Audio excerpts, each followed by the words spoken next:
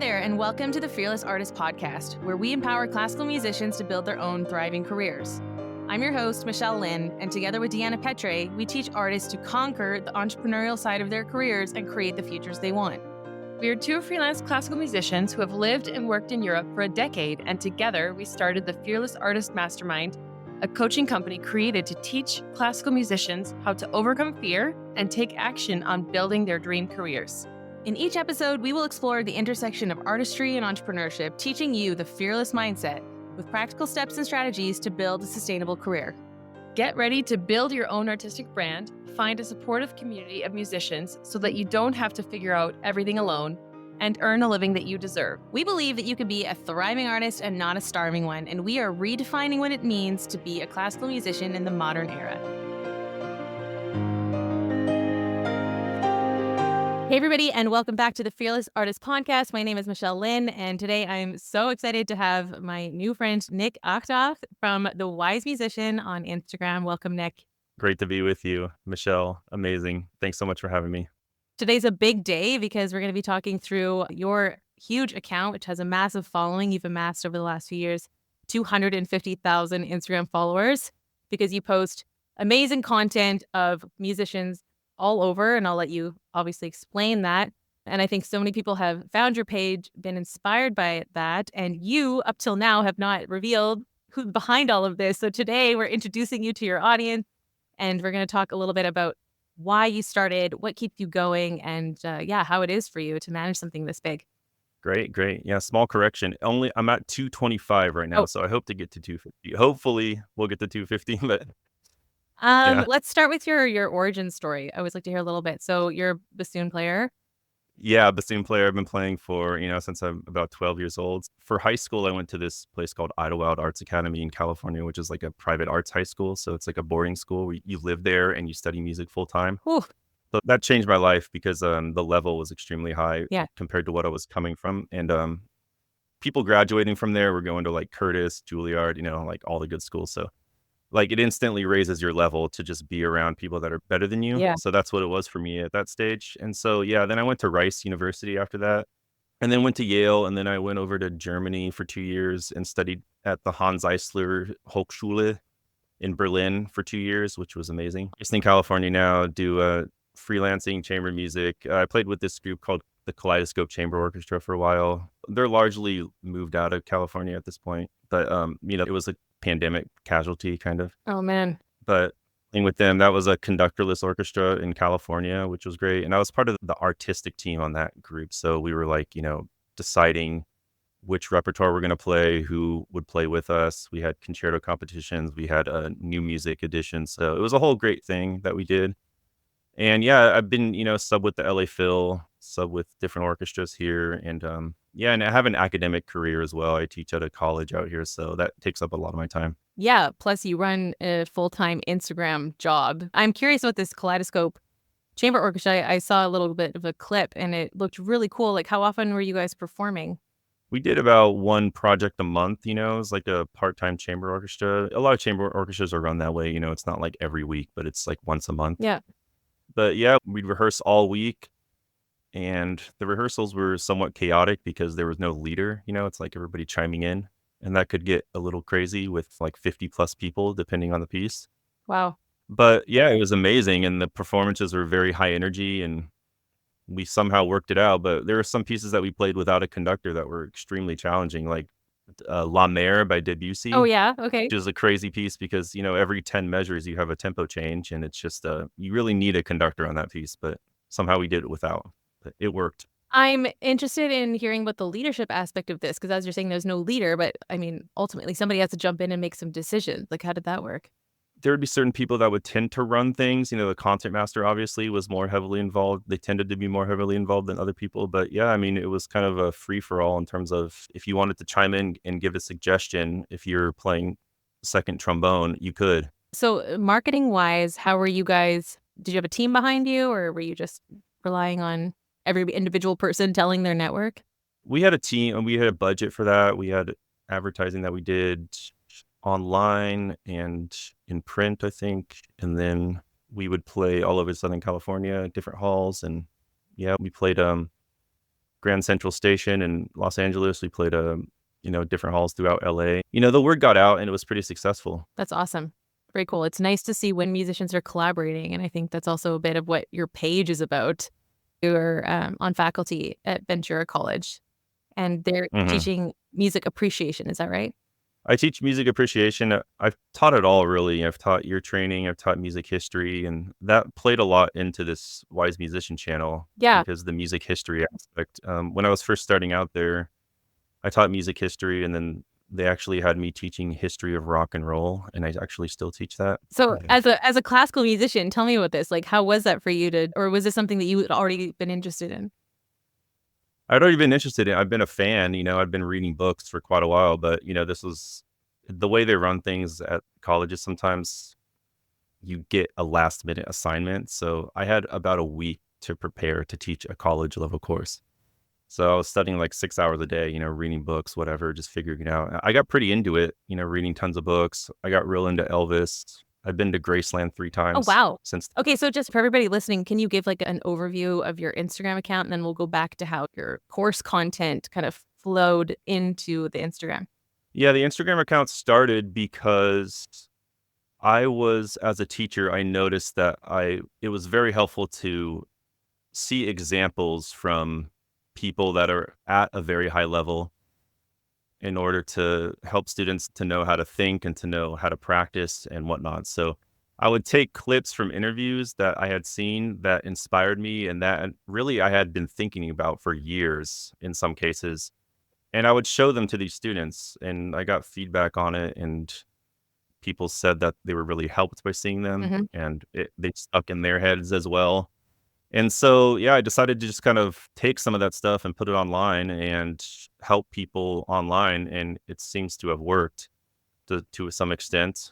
And I mean, there's a lot of editing involved as well. And you really have to know what to do in terms of how to put the most interesting information at the very beginning of the video. That's a whole other thing we can get into if you want. We talk about editing. Yeah. But yeah, I know you're really into editing because our previous conversation that was really insightful. It's interesting how you're saying, being inspired by people at this high level, it's kind of a little throwback to your boarding school experience. Maybe there's a tie in there. Yeah, I mean, it's just learning from people that are better than you. And I've always been a reader. I've read tons of musician autobiographies. That's kind of my thing. That's what I read almost exclusively is musician autobiographies. I've read dozens, maybe hundreds. I don't know. I have them all bookmarked with little bits of information. So what I'm looking for is just kind of that peek behind the curtain. Like, this is how this person thinks. Because a lot of books are filled with fluff, or interviews are filled with fluff, things that are not so relevant, a lot of gossip, life stories or whatever that don't necessarily pertain to how people think. But once you find that little nugget of wisdom in terms of this is how this person thinks about music and being a musician, then you share that. So. And okay, so tell me why you think your content has resonated so much. I mean, 225,000 people think that these nuggets are giving them something. How has that come to pass for you? Well, what I like to do is just kind of blow people's minds. I mean, I'm a big fan of finding that piece of information that totally shifts your thinking. Like, once I hear something, it's going to completely shift how I think about a certain thing. I love encountering things like that in all different aspects of life, whether it's like politics, history, whatever, something that just totally blows away your assumptions on something. And so that's really what I look for, is just the little bit of information that is just going to blow your mind. And then I put that in the first 15 seconds of a video, and it seems to blow other people's minds too. Yeah. And help them. And yeah, it resonates, but you just have to kind of trust your gut in terms of what you think is interesting and helpful for people. Something that you posted that blew my mind was Christina Aguilera forgetting the words of the Star Spangled Banner at the Super Bowl, which I didn't know until I saw your post about it. And I really like how you're saying things that get stuck in your head, things that you think about after you see the piece of content, because we are so inundated with content. I don't know how many pieces of content we see per day. So when you have something that sticks, I think you've nailed it. Like, that's where we kind of need to hang out. And so with my performances, I mean, I remember thinking last night, like, hey, if Christina can forget the words, like, I'm going to be fine. Like, she has bounced back from that and had made a huge career. And I mean, I didn't even know that about her. So the average person may not know that happened to her, although in the moment it might have been devastating. What are some of the mind-blowing pieces of content that you've had recently? I'm trying to think. Well, that's certainly one that I think about a lot. There have been ones over the past couple years since I started this in late 2022, just certain ones about tone, about intonation. There was one that was very helpful for me to hear. Branford Marsalis, the saxophone player, um, Wynton Marsalis's brother. He, him talking about tone and changing your tone. As musicians, we think about tone a lot. How do you change your tone? And a lot of people look externally. They look to change the gear. They look to change the reed, the mouthpiece, whatever, and look to change their tone that way. But what his argument was you have to change your tone internally first, like change the how you hear Mhm. yourself in your head first, and then everything else will become externalized. So it's really about changing it from the inside out. And so that was one that I heard, several years ago, and that stuck with me. And I think people responded to that too. Going back to your students, I know that your class was like massively successful. I think your students love you. According to Rate My Professor, you are very knowledgeable. You're really funny. You make the lectures applicable, accessible. Tell me more about like what was the response in the classroom? It really depended on which class it was, but it was very helpful for them to hear. And, I heard positive feedback on it. It's really hard to tell in real time, but, you hope you're helping people and you hope to keep them engaged and just keep things moving. And it's challenging nowadays because people have phones and you kind of know when you're losing people is when they start to look away and look at their phones. So, you just have to keep things moving. And if you keep the energy high, they'll tend to not do that. So, Okay, that's a good tip for me because I also teach, mm, but also with Zoom courses. So then it's really easy for people to just be doing like 5 things at once. As a classical musician, okay, like I know a lot of classical musicians would call themselves like, oh, we don't go into other genres. We don't, how have you overcome any resistance from your peers or people that, I don't know, are turned off by other genres? yeah, that's a thing. That's interesting. I tend to be kind of ecumenical about it, meaning like I just think music is music, and Yeah. the same principles apply across the board to an extent.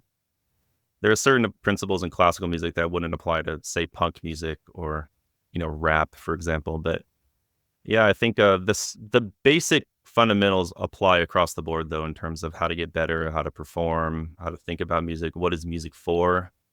Why are we making music? Who is it supposed to serve? Is it supposed to serve us, or is it supposed to serve the listener? That kind of thing. Yeah.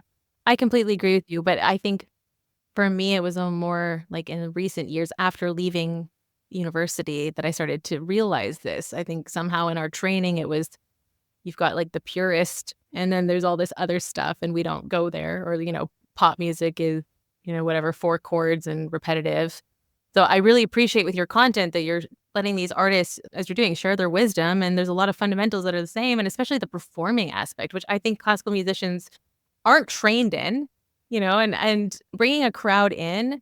We talk all the time about classical music needs more audiences. Well, then maybe we should, as performers, learn how to connect more with audiences and share the message from the stage. And I don't know, do you have thoughts about that? Yeah, I mean, I think people can tell when you're just trying to execute rather than say something through music. And the problem with classical music is that it's so difficult to perform. I mean, we spend our whole lives building the technique. Yeah. And so when you do go and perform, a lot of people tend to turn it into a technical exercise with they're just trying to execute well and do it well. Well, there's more to music than that. And so I think, learning from other genres that are perhaps a little easier to play, a little genres that are perhaps more accessible in terms of just getting into it, Yeah. like rock music, for example. A lot of times, you just need the 3 chords. And if you have something to say, you can get into it. And so learning from genres like that in terms of what do you say through music and applying that to classical music, I think is helpful for classical musicians for sure. Yeah, I completely agree with you. And my recent experience has been learning, all of 14 Queen songs. I'm playing for Candlelight and ABBA and a lot of pop stuff and film music and all of these genres that I previously hadn't really touched or explored. And then just recognizing that there's so much value, and I have so much respect for these artists, especially when you hear, as you're saying, about their lives and what they were putting into their art, and the lyrics and the heart and the message behind it and how they were connecting with people, and yeah, why we're doing this anyway. Yeah, it's a transfer of energy. Hmm. And that applies to social media too. When you create a post, you're transferring your energy to other people through the internet, through Instagram or whatever. And so if there's no energy behind what you post, then it's not going to resonate with people. I really do feel that way. And people can tell, I think, if you're faking it or copying someone else, Mm. can tell. So, I've never heard anyone describe it like that. Tell me more about this energy transfer and how have you discovered this? well, I've heard other people talk about it, but I mean, it's just what I've noticed. If you're not into it, people can just tell. It's like your post is like it's tentacles reaching out through the internet to other people, to other people's eyes. And it's really just like you're putting your energy into it. So if you don't put your passion into it, then it's going to be very noticeable. So I think, just make things that you're interested about Mm-hmm. and start there. I think you have to be interested. I mean, that's where I start with all these posts. It's just, what am I into right now? Yeah. I mean, a lot of it comes from like, what book am I reading right now? What interview did I watch that I resonated with? But a lot of times it starts with books. What book am I reading right now that's really resonating with me? And then I want to share that with people and I'm really into it. And then I have a lot of energy behind it and I make a post about it. And then that resonates with people. I love that. So beautiful. So what are you reading right now? What am I reading right now? There's the Beatles engineer, Jeff Emmerich. He wrote a book. And I tend to read those, anything to do with music, autobiography related. So Okay. I've read them all different genres. We'll get your top 5 Yeah. and put them in the show notes for all of our listeners. Sending energy. Okay, so what kind of energy do you get back? I know you have tons of comments, people thanking you on your posts. What is some of the response that you're getting? I get messages, I get responses in the comments. People share them with comments that they themselves make on the post, things like that. You can just feel it to a certain extent. But you also have some pretty interesting followers that you want to share. I do, yeah. I mean, you have celebrities. I have celebrities following me. People like Pharrell Williams, Justin Timberlake shared one of my posts. Even he follows me. John Mayer. John Mayer is just really into music. You can tell. So he follows all pages that are similar to mine. Hillary Hahn. Oh, really? You know, Okay. yeah, she's amazing. Yeah. Yeah. I use her as Yeah, use her as a model, right? She's amazing. yeah, as an example in my entrepreneurship class because she started the 100 Days of Practice Challenge where she shows her process. And I'm trying to encourage other musicians, like, let yourself be seen before it's perfect. You'll build an audience that way. You get better that way. And if you don't believe me, look at Hillary Hahn because she's doing it. She's got the following. It's really an inspiration that she lets herself be vulnerable in front of people. She just takes a camera, no makeup on. She's just like, in the morning practicing and she's putting herself on camera and not sounding like she does in a concert hall. It's just amazing. So, I completely agree with you. And yeah, I don't know why there's such a stigma around sharing when, I mean, I can imagine how vulnerable she feels, but at the same time, the way that she does it looks effortless. It looks like it's very natural for her to do so. So it's a great inspiration for a lot of us who feel uncomfortable putting ourselves out there. certainly is. Speaking of putting yourself out there, up until now, you've been an anonymous account. Do you want to talk about that and share a little bit? Yeah, I mean, part of it is just not messing with what works. So, what I did in the beginning was just put these out there and it seemed to work. So, I was confused. Should I change it or should I just keep doing what I'm doing? And just try to keep doing what I'm doing. And I'm still doing that to an extent, but I think, at a certain point, you get to a point where it's just you've done the same thing for such a long time and you can only watch things go viral so much where it's just like, okay, then now what happens next? And it's weird because you never know what's going to go viral. Yeah. And so I think that's important too, is just keep putting stuff out there and you never know what's going to resonate. Like some of them I posted where I was just like, this is just a cop out. Like I'm just kind of putting something together really quickly and sorry, I got to do this, but I'm going to publish it anyway because I just got to get it out there because of consistency. And then it gets 1 million views and you're like, whoa, okay, that's weird, but just happens. Have you figured out kind of a formula or why some things work and others don't? Or I mean, sometimes you can really generally tell when it's going to go viral. Sometimes, but generally you can't. But a lot of times you can tell when you found something really good if the information just is so impactful in the first 5-6 seconds. Like it really has to catch your eye and your ear in the first 5 seconds or less. Really 3 seconds. If it can blow your mind in that amount of time, then it's going to hold people. A lot of times when it's that slow introduction, like it takes like a while to get into it, then people will just scroll away and you can tell it's not going to go viral. So it's putting the most important and impactful thing in the very beginning.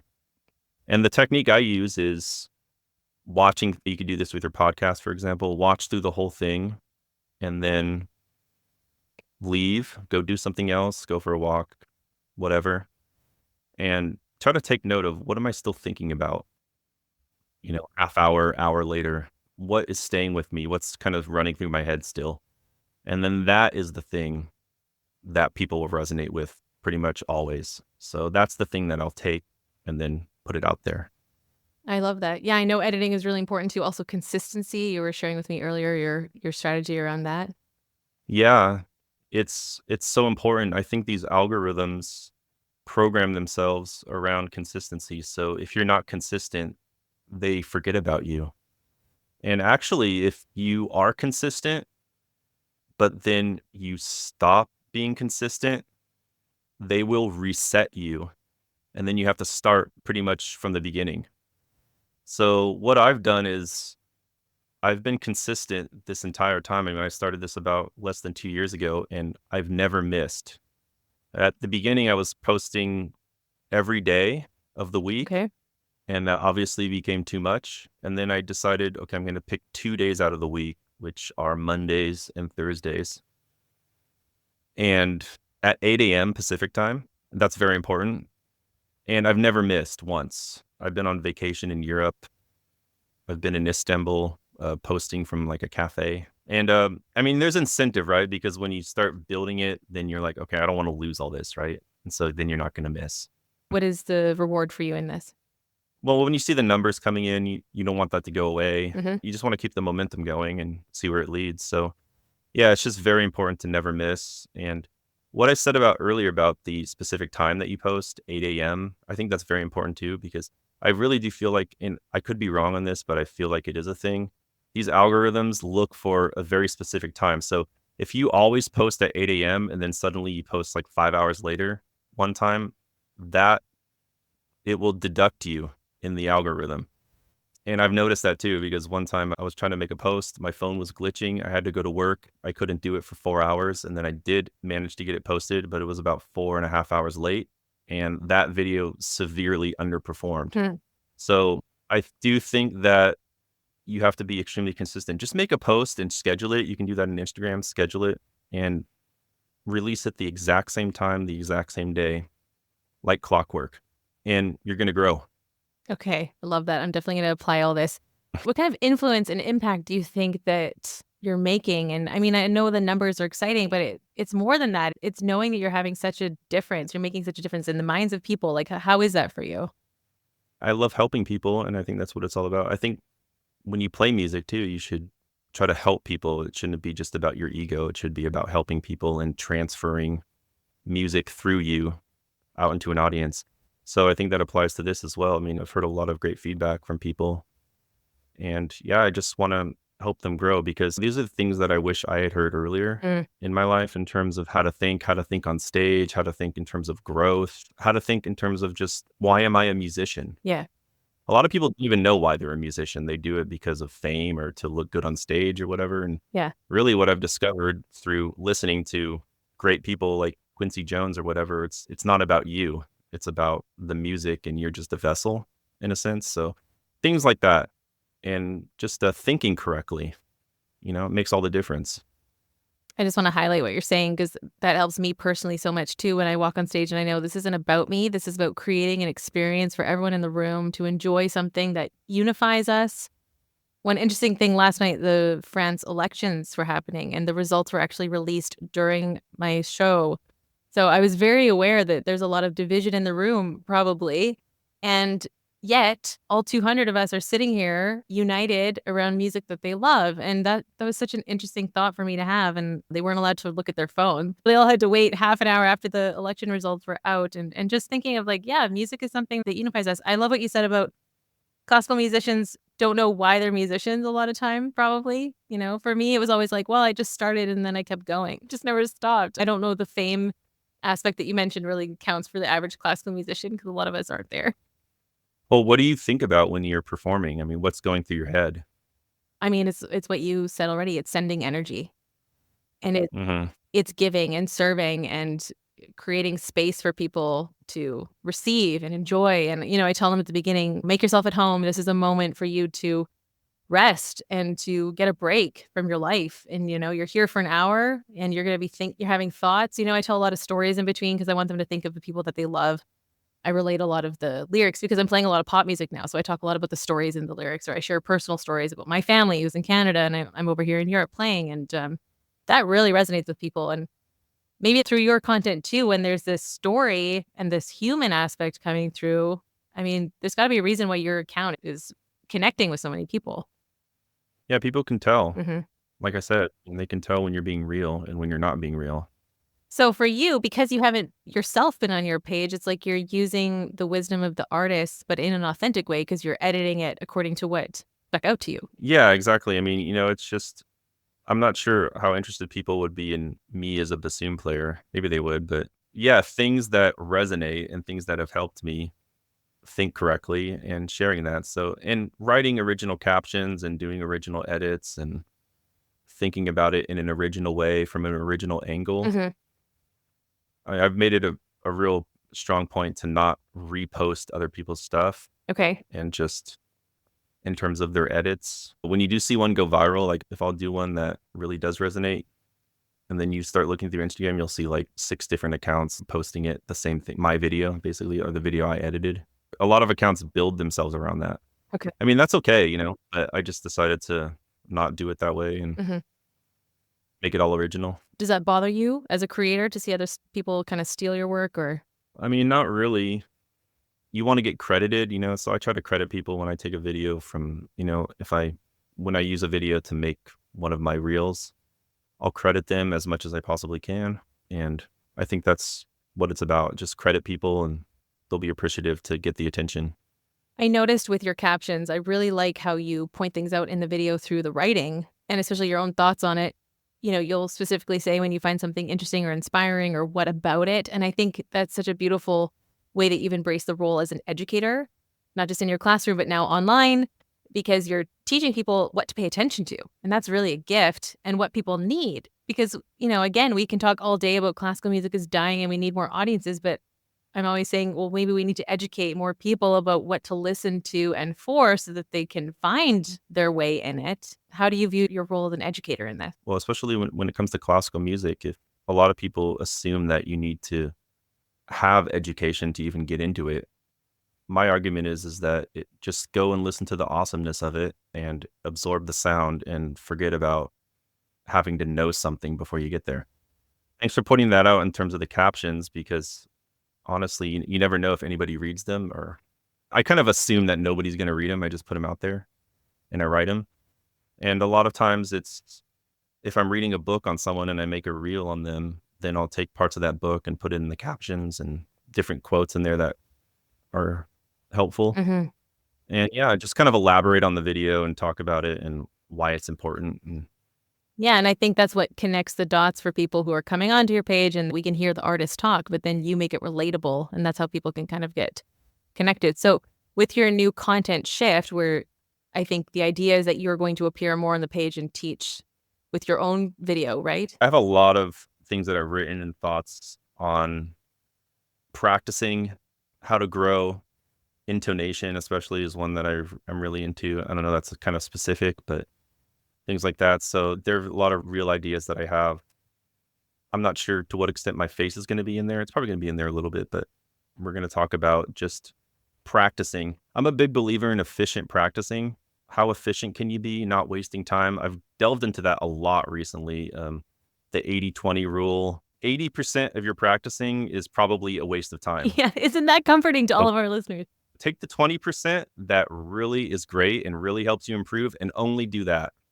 And then move on to different things. So a system that I've devised recently is creating a list of all your weaknesses and working on them for sometimes only 1 minute a day, but 5 minutes a day maybe, and going down the list and realizing that you're most effective during that first 1, 2, 3 minutes. If you work on something for 15 minutes or half an hour, the curve starts to go down in terms of the efficiency with which you're practicing. you're going to be concentrated for the first 5 minutes, but you're going to definitely lose concentration 15 minutes in, and then it becomes just a waste of time. What are some of your 20% strategies? So for example, on bassoon, double tonguing is a thing, vibrato is a thing, intonation. So I have this entire list of, for example, double tonguing, and I'll work on that for a minute, and I have a timer, and I have a metronome that's set up to maximize that minute. So I just double tongue really fast for a minute, and then move on to the next skill, which might be vibrato. And I found that if you do that every single day and you're consistent, just like on The Wise Musician, if you're consistent, you will improve with a minute a day. It's very interesting, but yeah. Okay, So I totally am with you. I've heard that switching tasks so quickly you can lose energy in the switch. Do you find that, or? if the switch is efficient though, then you're going to be good. Okay. It depends. Yeah, I do agree with you to an extent, because a lot of times if you do switch tasks, you're going to be distracted and get on your phone or lose energy in terms of focus. I don't know if you've used this timer called Seconds Pro. People use it at the gym. It has like these screens on it, and so it will flash go, and then when it's done, it will ring really, really loudly, and then give you about 30 seconds in between to switch to the next skill. And then you get to the next skill, and then you start doing it. Oh, wow. And so, yeah, it's a great app. It's called Seconds Pro. Check it out. You know what? So, I have improved yeah. so much, and I think it is this 1% better every day. It's something that I'm really trying, because I've been playing the same programs now for a couple of years with some of them. And so thankfully to Instagram and Facebook, it's like, here's your 1 year ago today memory, and it'll be me playing the same piece. And I'm like, oh, I'm way better now, because you just don't know, right? Like time goes by and you hope, but then I've got proof. So I don't share any of those old videos. It's really hard listening to, and there's also this thing about, and as you age, it's like you start to get into these mental tics where it's like, oh, was I better before? Do you know who I just heard talking about this? Actually, Tim Ferriss had Stephen Pressfield on his podcast, and I know you'll know who Stephen Pressfield is because he wrote The War on Art. And Tim literally asked this question. He said, Stephen, I feel like I've written my best books. My best days are behind me. And Stephen was like, yeah, that's resistance. That's just the voice of resistance. So ignore it and get to work. Sit down and put in your hours. And, Stephen's thing is that he sits down and writes for 2 hours and doesn't judge it, doesn't think about it, and then goes on with his day. And he knows he's overcome resistance for that day. I know you know this, but it was such an interesting concept for me. Like, oh, Tim, thank you for being vulnerable on your podcast for the rest of us listening. That's amazing that he would say that. I know. He literally used the podcast as kind of a coaching session for him, which makes me feel better because I had Chris from Honesty Pill on recently, and he was talking about being efficient in practicing, like you're sharing too. And I think all of my insecurities came out. I'm like, and what if I should be doing 5 hours a day? And I was listening back like, oh, Michelle, like you used this as like a personal coaching, but yeah, it might maybe help other people. Yeah, he's great on that stuff too, in terms of just not wasting time. And counting hours is a huge trap too. Yeah, I totally agree with you. You get distracted by all the stuff that we have to do, but I like this idea that you have of being so precise about what exactly am I trying to accomplish. Yeah, it really depends on the skill. Like is it the main thing you're working on that day, then yes, you should work more than a minute on it, of course, or 5 minutes even. But if it's the skills that you need to maintain, the skills on the side that you're still trying to improve, the little tiny micro skills, I call them, then yeah, a minute a day, if you do them every day, that's the catch. You got to do them every day. And if you do them every day for a minute or 5 minutes or 3 minutes, yeah, you will improve over time. So it's that recall aspect too. I mean, you remember things better when you can recall them, and that's the test to see if you really do know them. So you actually learn through recall. So yeah, it's just recalling them every day too. Like muscle memory. Yeah. The consistent improvement over time with your Instagram. So have you noticed that you're getting better at this, that it's easier for you? You come up with ideas quicker? Like, how's that been for you? For sure. You get better at editing. You get better at definitely coming up with ideas, definitely better at writing and putting it out there. But it's hard to tell sometimes. The thing is that the metric that you're using to prove if you're getting better or not, I guess, what would that be? Views? The thing about views is they can fluctuate. So for example, we're in the summer right now. I really do feel like there's a lull in the summer, and there's a marked lull during the winter holidays, Christmas and New Year's. So you're going to get a lot less views during those, and the month of January for some reason. So you can still be improving, but not notice the improvement because of reasons like that. Right. So Is there another metric Yeah. that you would use, like an engagement metric? Comments for sure, shares. Yeah. Yeah. Generally views though is the main one. You never know what's going to resonate. So you just got to put stuff out there. And is that the approach that you're going to be taking now that you're going to be more front facing on the account? It seems like it. Yeah. You just keep putting it out. I mean, so what is, the message that you want to come from you? Is it going to be like, hey, here's what I think about these great artists? Or is it also like, here's what I've learned through my expertise and my years and all the books that you've read? And That's both. Mhm. And just trying to help people through everything I know. I mean, I feel like I've learned a lot. I've, studied this for decades and read a ton of books, and I write a lot, and just trying to help people that I guess maybe are a couple steps behind me, or even people that are ahead of me and maybe thinking about it in a different way. So, yeah, I mean, that's the beauty of collaboration is that you can share different angles of the same subject and learn. yeah, I mean, I've really just tried to be an informer and an educator, maybe not as much as an entertainer. There are a lot of accounts that do that, but I guess that's not my role. Mhm. That work for a lot of people, but I've tried to stay away from the entertainment aspect of it and just focus on informing and helping people grow.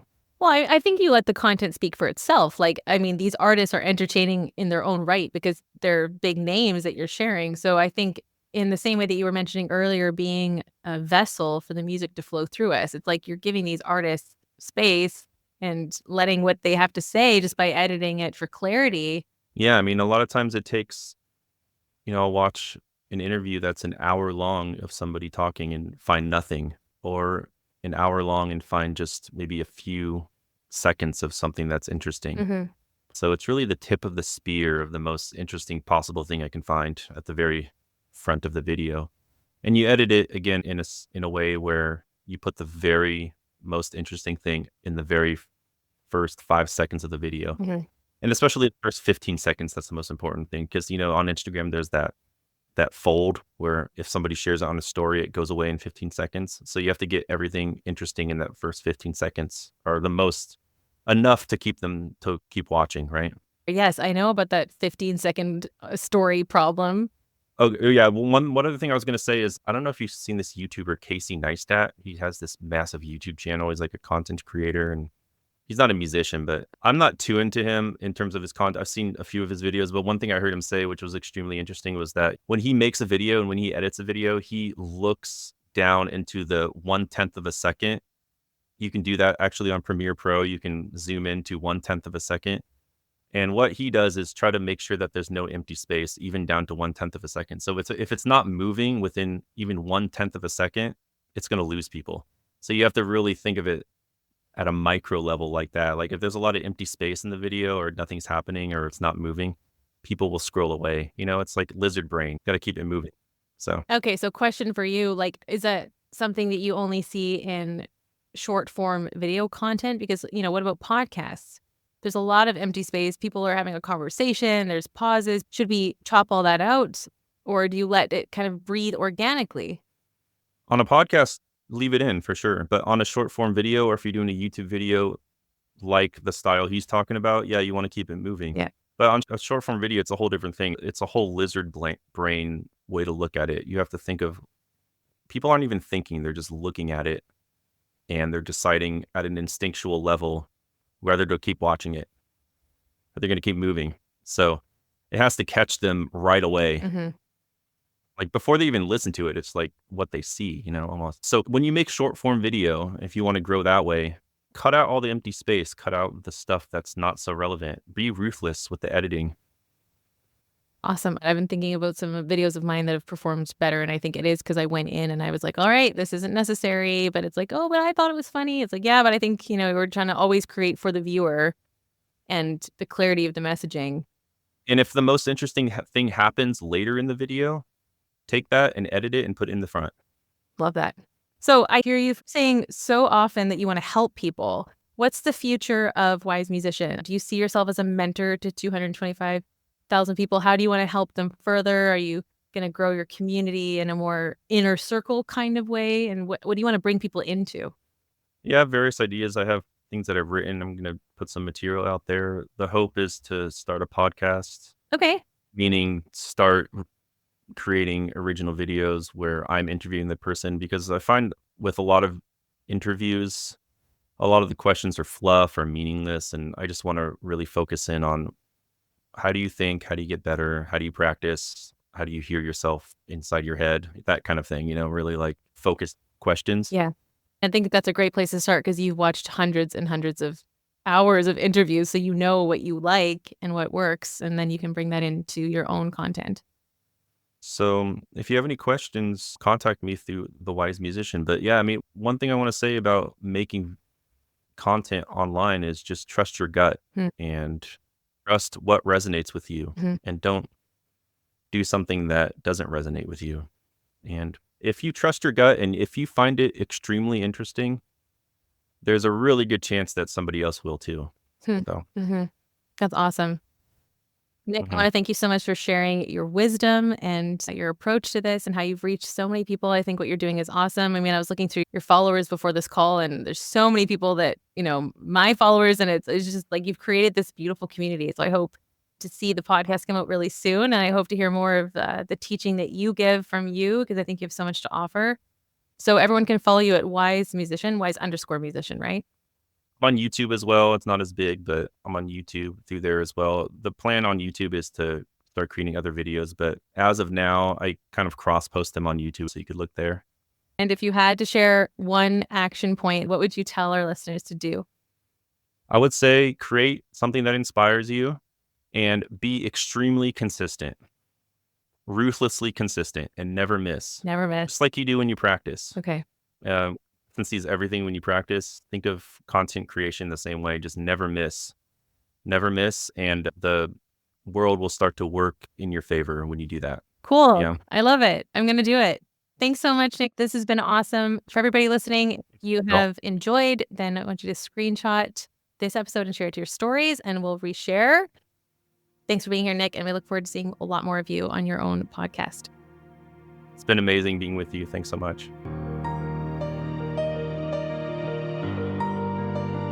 Thank you for listening to the Fearless Artist Podcast. If you found today's episode inspiring, hit that subscribe button and don't forget to share this podcast with a friend.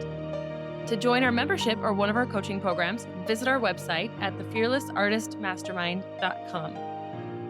This episode was produced by Pokey Huang at PH Media Studios in New York City. We're Deanna and Michelle, encouraging you to create your own opportunities and to go after what you want. You have what it takes to build the career of your dreams. Until next time, be fearless.